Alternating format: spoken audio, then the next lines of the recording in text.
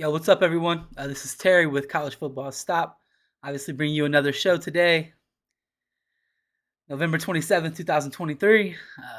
Obviously, not the show I was hoping to have on this day because Ohio State went out, kind of an embarrassing loss to Michigan. Um, no matter how you look at it, if it was embarrassing just because of the fact that it is the game. Obviously, the game itself, in terms of how it played out, was not really embarrassing. It was a close game. But at the same time, a close game doesn't mean anything. The only thing that matters is who wins. Urban Meyer played some close games with Michigan, and he was able to get the job done.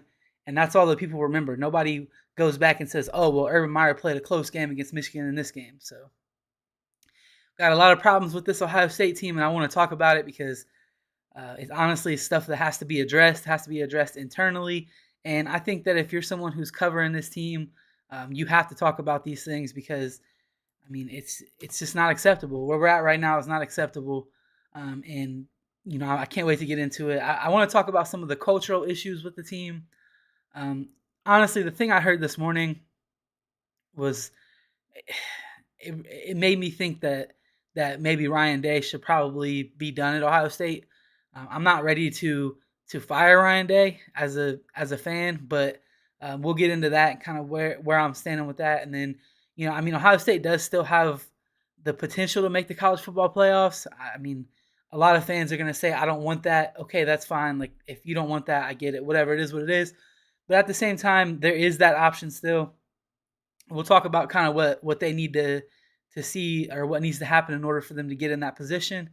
And then I want to get into the future of the quarterback position at Ohio State because I honestly feel like the quarterback position, I said it all year that it was going to end up costing Ohio State a game, and it's unfortunate that it costed Ohio State the game. So let's go ahead and get into some of this stuff. First off, if you guys got any questions or anything, put them in the chat. Obviously, if you enjoy the content, hit the like button, all that good stuff. Subscribe. I see my boy Mark already in there. What's up, Mark? Marky Smalls. Um, anyway, let's go ahead and get into it, man. Like I said, I'm excited to talk about this stuff because I think that I'm passionate about Ohio State football. Super passionate about it. A lot of fans are. And it sucks to talk about this after a loss. But at the same time, it's like, okay, well, if you're not a bitch and you don't have bitch energy, the way that you go through your life is you take an L and you grow from that and you become better. So that's what I'm hoping that this team is going to do. Um, First off, I just want to recap the game. Um, Obviously, Ohio State loses 30-24. Had the ball driving the field at the end of the game to try to score the touchdown to win the game. Kyle McCord threw a horrible pass for an interception. A lot of people were going to say that was on the offensive line. But if you go back and watch that play, in my opinion, it was on Kyle. And that's just where I'm at with it. I know that Donovan Jackson got pushed back into the center and he did trip, which allowed the defensive end who came on a twist to get after Kyle. But I think that he was late throwing the ball, and I think that was the problem. If he just throws the ball when he's supposed to, Marv comes out of his break right as the ball gets there, catches it, and it's a first down like the 15-yard line. Clock stops, 30 seconds. Yeah, I think it was 30 seconds. Yeah, 30 seconds left in the game, something like that. And you got the ball at the 15 to try to take a couple shots at the end zone. So, I don't know, man. Like I said, the offensive line did mess up on that play a little bit, but the offensive line is not going to be perfect on every single play. That's just a simple fact. And people have to realize that. Everyone wants to blame the offensive line for Kyle McCord's play all year, and I just don't think that that's fair. I don't think that you can expect your offensive line to be perfect every single play. How many times did Ohio State's defensive line beat Michigan's offensive line and J.J. McCarthy rolled out of the pocket and made a play? Multiple times. How many times did Kyle McCord do that? Zero. Zero times that happened for him. So that's where I'm at with it. I think that Ohio State's offense was 100% the reason why they lost the game. And we're going to talk about the defense too because the defense was not great. The defense was not championship level in my opinion. And I think that basically, I think that the only reason why I say that is because of the last drive of the game. But I want to talk about the offense a little bit first. So looking at just points scored, right? I attribute that play where Kyle McCord threw the interception early in the game. Michigan got the ball at the 7-yard line and scored a touchdown on fourth down. I'm attributing those points to the Ohio State offense. I'm not giving those to the Ohio State defense. Were given a fucking 7-yard field and almost held them to a fourth down stop. Obviously, Michigan is really good in short yardage. And if I have any Michigan fans watching this, that's one thing that I do want to say before I go on.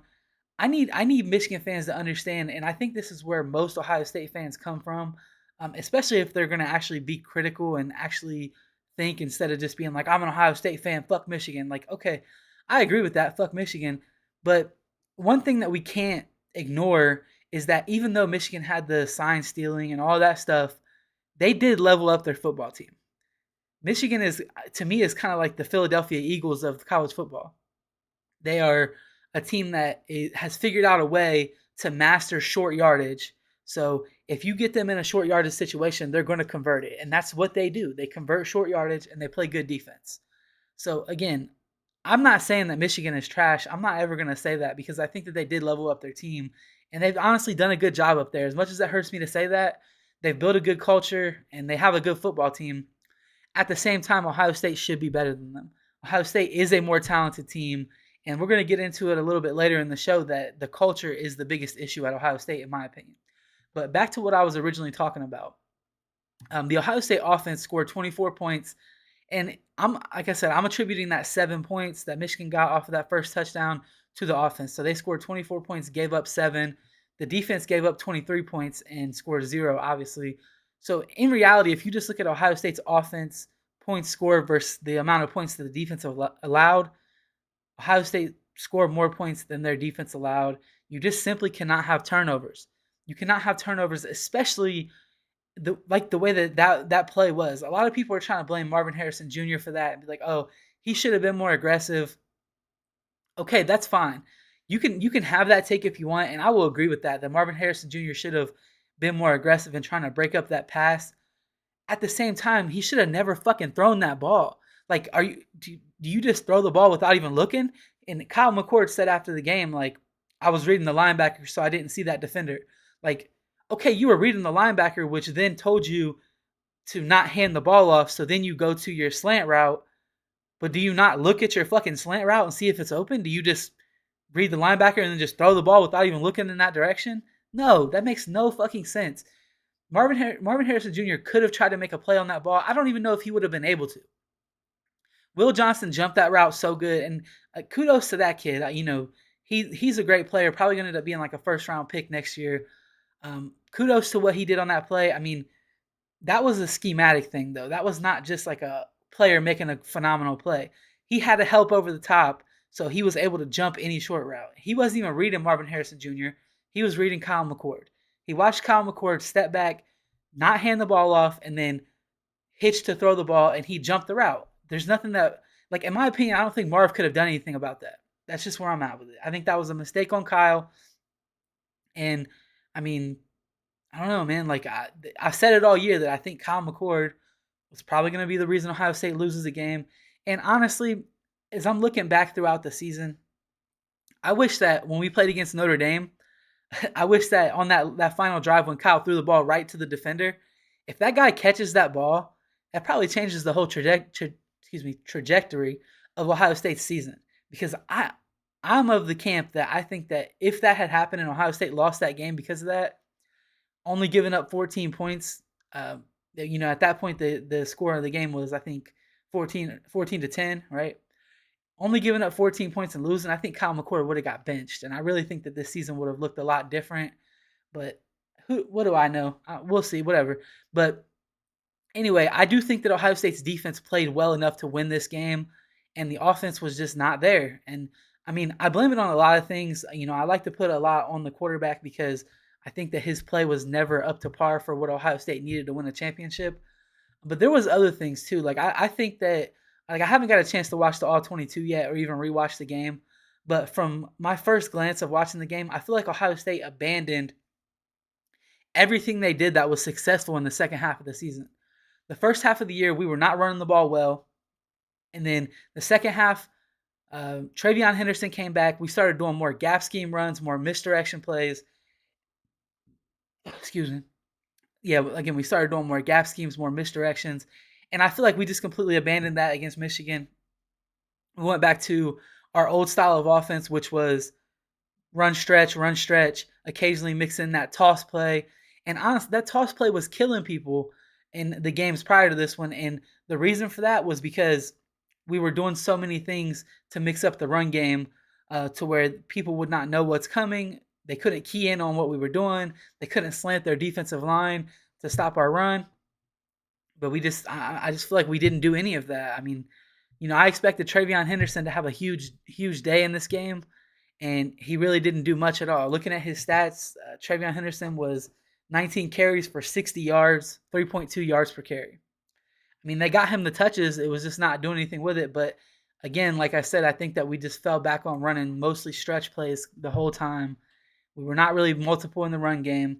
And Michigan has a good defense. So I don't know, man. It's just like this game is sickening to lose because it's like it was so close. We still had a chance to win. And if you ask any Ohio State fan, we did not play our best game. And that's not an excuse. It's just a simple fact. I don't think Michigan played their best game either. So, again, it's not an excuse. They were just a better football team. They went out there. They executed all of their plays. I even made a joke on Twitter. I'm like, Michigan executes trick plays better than we execute our regular offense. And to me, it just comes down to a cultural issue. When you look at Ryan Day, you look at what this coaching staff is doing with this team, I just think that they really have like they want to take all emotion out of play. They want to just look at this and be like, okay, don't ride the emotional roller coaster. Let's just go out here as professionals and just try not to make mistakes. This is one of the things I mentioned before in the beginning of the show that there was some things that I heard today that made me question whether Ryan Day should be the coach, right? I want to talk about that stuff now. So Jeremy Birmingham, or people call him Berm, on the podcast, go watch their stuff. They have good content for the most part. He was at the game, and he is, I think, a photographer, so he was on the sidelines. He gets to be close to the team and whatnot. He said that when Kyle did his pregame speech, he said what he was talking about the entire time during his speech was, don't make mistakes. That's what he was saying to the team over and over again. Don't make mistakes. That is like the worst possible thing that you could say in a pregame speech, in my opinion. It's like, especially when you're fucking Kyle McCord and you're the one who's going to go out there and make the mistakes. Obviously, some other people did too, but Kyle McCord made a ton of mistakes. And not just the interceptions. He made mistakes the entire game. He made mistakes reading things. He made mistakes missing guys when they were open. He made mistakes throwing guys into hits. He almost got Travion Henderson and Buka killed. I mean, it is what it is. Again, he's making mistakes. But at the same time, I think that Kyle saying that being his pregame speech, I think that is just the culture at Ohio State. And I talked about this last year. I wasn't making content then, but I was talking about it on Twitter, and it seems like that's just what Ryan Day wants out of his team. And it all falls back on all the things that everyone has talked about with Ohio State over the last few years. We all wanted to see some of the younger guys play and let them make mistakes and become better players because they're better athletes. And when we play against teams like Michigan, Georgia, playoff games, just really good teams, you need your best athletes to be on the field. Here's the problem with that at Ohio State, though. They want guys who they think are not going to make mistakes over guys that are better athletes that can make plays. And ultimately, that's what's going to be the downfall of this program, because every single time that you get in a matchup game, that's what Ryan Day calls them, matchup games, you have guys on the field that are not good enough athletes to make plays. So when they do make a mistake, that mistake is amplified. Look back at the Georgia game last year. The defense was not making plays. They were not out there creating turnovers, creating negative plays. So when they did start making mistakes late in the game, it was crucial because now you have guys out there that are not phenomenal athletes. They make mistakes, and then that leads to points. That leads to you losing the game. And ultimately, that's the biggest problem with the culture at Ohio State, in my opinion. We've gone away from playmakers and guys who play with an attitude, and we've now shifted to, okay, we want just simply guys who are not going to make mistakes. And honestly, that's the reason why Ryan Day has gotten this team to the point where they don't lose to teams that are not talent equated. Because if you play against a team like Iowa or whatever, and you're not making mistakes, that team is not going to beat you. But when you get into a game where you play a team that is equally talented, you don't have to make a mistake for that team to beat you because they are just as talented as you. And that's just, I don't know, like I said, that's the epitome of what the Ohio State program is right now, and I hate it because I feel like we do have athletes on this team. We have one of the best blue chip ratios there is. Yet we got fourth and fifth year guys out there that are just not good enough athletes to compete at this level when you get to the matchup games. The other thing that Berm said on his show was that when they were coming out of the halftime or out of the tunnel at halftime, everyone on the team was silent. No one was hyped up. No one was ready to go. He said the only thing that he saw was Jack Sawyer say, "Hey guys, we're gonna win this game." So basically, what that tells me is that not only were they not hyped up to win the game, the other guys on the team that were hyped up or that were excited and wanted to be there were noticing that, and they were like, "Hey guys, why are we acting like this? Why are we acting like we already lost this game?" And that's kind of what the vibe I got from what Berm said is basically Jack Sawyer, who I think played a pretty good game, especially against the run. I think he came out there and was like, "Why are you guys all so down and like not hype?" And you know, again, that's just something that it's a cultural issue at Ohio State. And honestly, I don't know if this issue can be fixed without Ryan Day not being the coach anymore. I think this is the type of culture that Ryan Day wants within his program. And I mean, maybe if he makes some changes in the coaching staff, that could help. Looking at the coaching staff, another thing that Berm said on his show this morning was that James Laurinaitis was the only coach on the sideline the entire game that he saw like getting in guys' faces and bringing the energy that Ohio State needed. It's kind of ironic because he's the linebacker coach and they probably played their worst game of the year overall. So I don't know, man. It's so sickening and frustrating as an Ohio State fan that we have all of this talent on this team, and when they go out there in big games, it's just like they don't care enough to get their emotions high, and they don't. And it honestly costs Ohio State games. Like you look at Michigan, their guys come out with passion, they come out with energy, and the same with Georgia when Ohio State played them. They came out with passion, they came out with energy. And in that game, Ryan Day even seemed like he had some passion and energy. But whatever it is with this Michigan game, he comes into this game honestly kind of scared. He's not making decisions to like go for it on fourth down. He's not making decisions to be aggressive. If it's third down and 2, like I remember Ryan Day back in when he first started at Ohio State. I remember him on one play. I remember specifically that made me think we had the baddest fucking coach in the whole country. Was I don't even know what game it was, right? I just remember the play. It was fourth down and 1, and we lined up like we were going to just try to run the ball and get the first down, and instead it was a play action, and we took a fucking shot, and it was like a 40-yard gain or something like that. And I want to say that might have been in 2021. Obviously, you have C.J. Stroud. You're a little more confident in that. But at the same time, you have Marvin Harrison Jr., if you're going to line up on a short yardage play, more than likely he's going to be single covered. I would take my chances there. So I don't know. It's tough to talk about this and know exactly what's going on within the locker room. But at the same time, when you watch this team come out in games, they don't look fired up. And honestly, you could see it from the very beginning of this game. When you look at the first drive of the game, Emeka Egbuka comes across the middle on third down. Kyle McCord throws the ball. The throw was a little bit low. Emeka doesn't catch it. And honestly, he looked lazy. That's the only way I can explain it. He looked lazy. Like you look at Cornelius Johnson on Michigan's team. Not a better wide receiver than Marvin Harrison Jr. Not better than Julian Fleming even, probably. I mean, maybe he's like on Julian Fleming's level. There was a play in that game where J.J. McCarthy rolled to the right and threw the ball wildly across the middle. Cornelius Johnson laid out and caught it and ultimately set them up for like a third down and 1. But then you look at Ohio State's team and Kyle McCord throws the ball a little bit low to where it's like on Emeka Egbuka's hip and he looks lazy and he can't catch that when it's third down. And that cost Ohio State a drive, which ultimately could have costed Ohio State a touchdown. They lost by 6 points. So again, it's just I just don't think that these guys come out ready to play in these games, and I think that all falls back on Ryan Day. Like I said, I'm not ready to fire anybody. There are some coaches I think that probably need to go on this staff. I don't know if I'm ready to fire Ryan Day. I know that losing to Michigan is not acceptable, and it's 3 years in a row now, and that's just something that has to be fixed.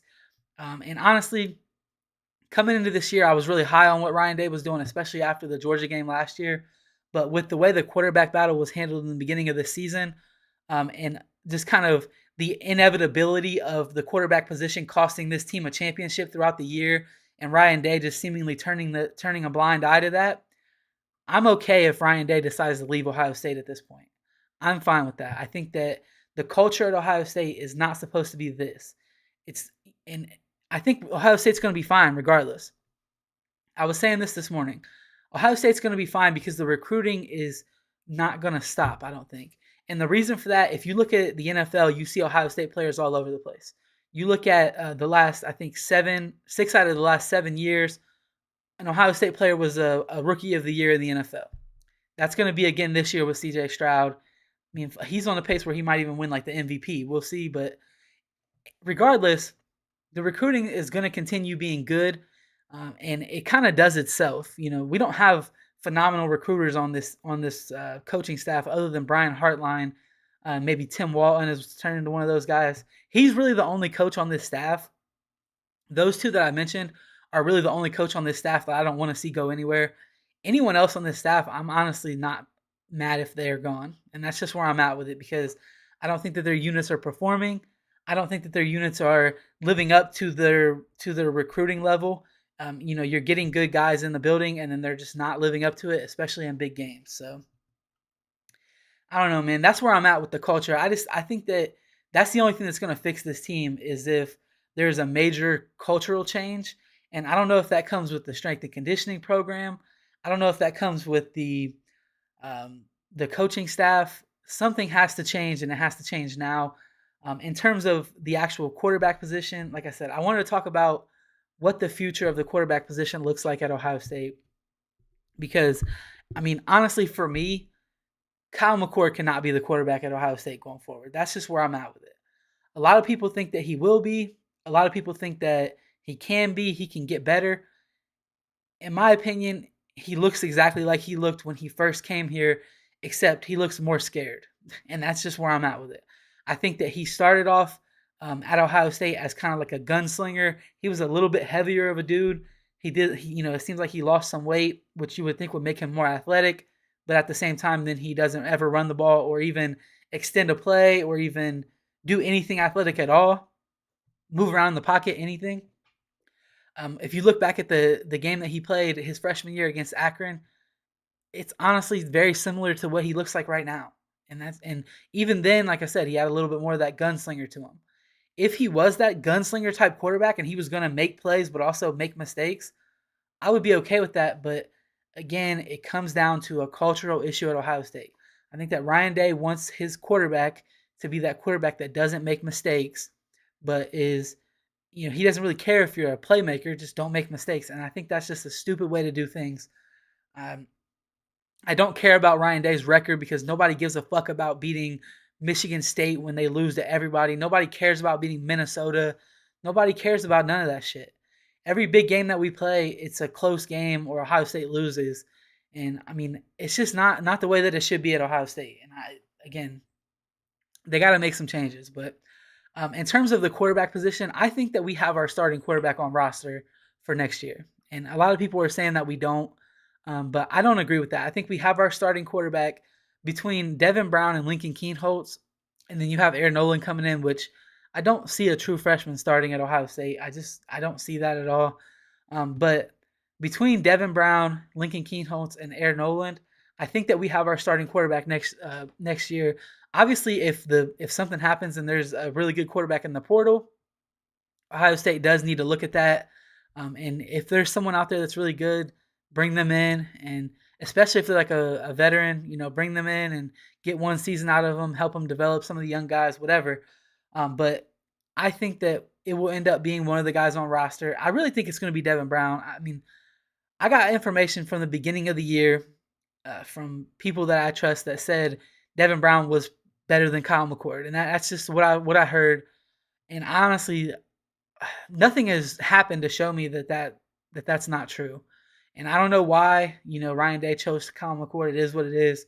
Um, but we rode with him, and that ultimately costed us in the biggest moment of the year. And I mean, I don't know, man. It's got to change. I don't think that Kyle McCord can be the quarterback going forward at Ohio State.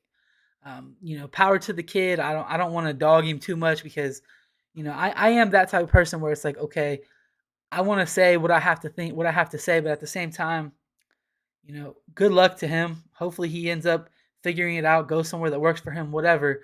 But at Ohio State, the standard needs to be higher. And the standard of having someone who doesn't make plays and doesn't make mistakes, but then does make mistakes in the biggest moments is not acceptable. So Ohio State needs to move on from Kyle McCord, in my opinion.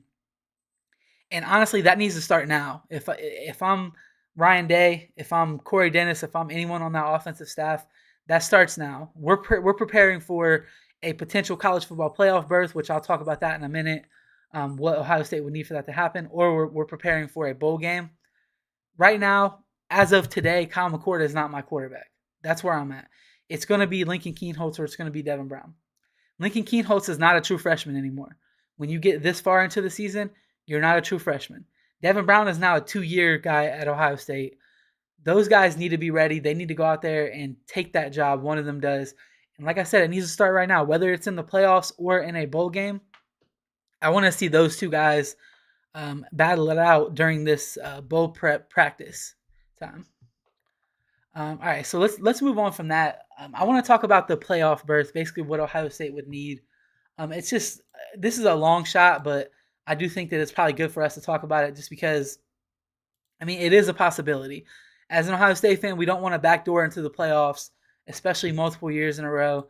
But if they were to get in, I mean, I feel like we're gonna be excited about seeing them play against another good team and potentially make it to a national championship. So as of right now, Ohio State, or as of right now, the way the landscape looks, you have Georgia, Michigan, you have Washington, Florida State, Oregon, and Alabama, and then Ohio State. I think I got everybody. So yeah, you have. So basically, the games that are going to be played this weekend, Alabama plays Georgia. If you're an Ohio State fan, you need to root for Georgia.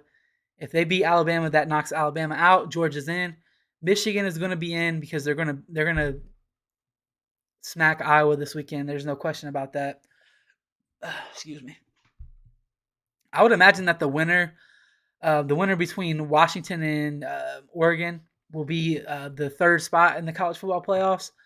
So basically, what it's going to come down to is Florida State, who lost their quarterback out for the year, and I mean they're still undefeated though. So if they win their bowl game or their conference championship, they'll be in the playoffs.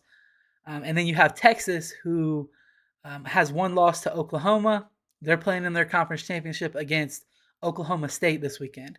So those are really the two games you want to watch. It's Florida State versus Louisville, and then Texas versus Oklahoma State. If both of those two teams, Texas and Florida State, were to lose, I think Ohio State slots in at that fourth spot for the college football playoffs. So, I mean, I could definitely see Florida State losing because they don't have their star quarterback. They kind of have a young guy who never really played.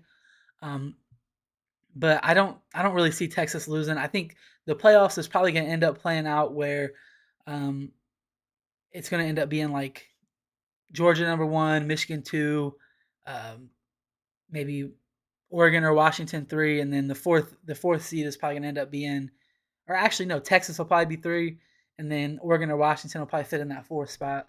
I don't know. We'll see how it plays out. Another thing to pay attention to is just how the playoff committee views this loss to Michigan. I kind of made like a hot take that Ohio State would only drop to number 4. And I kind of think that's where it'll be at because if you look at the landscape of college football, the other teams really struggled this weekend also. Washington had a 3-point win, I think, over a team that has a losing record. Oregon is that team. They already have a loss to Washington, and Ohio State's loss to Michigan is a better loss than that.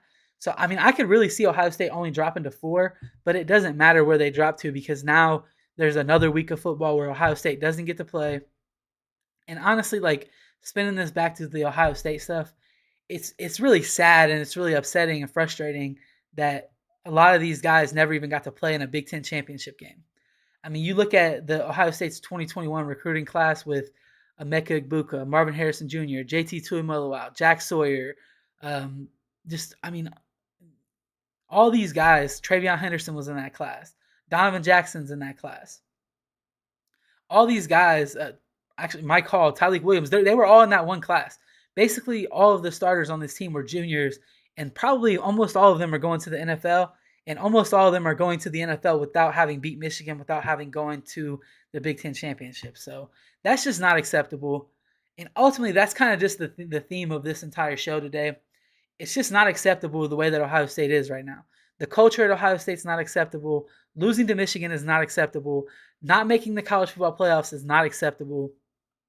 And the biggest thing of them all to me is coming out in these games and looking like you don't want to fucking be there is not acceptable. That has to be fixed. When you come out in a game against like Ohio State or I'm sorry, against like Michigan or Georgia, you should look like you don't want to be anywhere else. That the only thing that you want to do is be on that field right there making plays and cementing yourself as a legend within college football and within this rivalry and within Ohio State. None of these guys look like that to me, and that's kind of where I'm going to leave it at. So that was really it for my show today, guys. Obviously, hit the like button, subscribe, all that good stuff. Come back for more content. I'm going to try to continue doing daily content here. 10 a.m. That's usually my start time. Sometimes things get a little mixed up. But like I said, hit the like, subscribe, all that good stuff.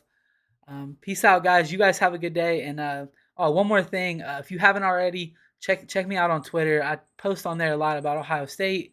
Kind of give some more raw thoughts on where I think this team is at, what they need to do on there. So that's CFB_stop. So thanks for watching, guys. Peace out. You have a good day.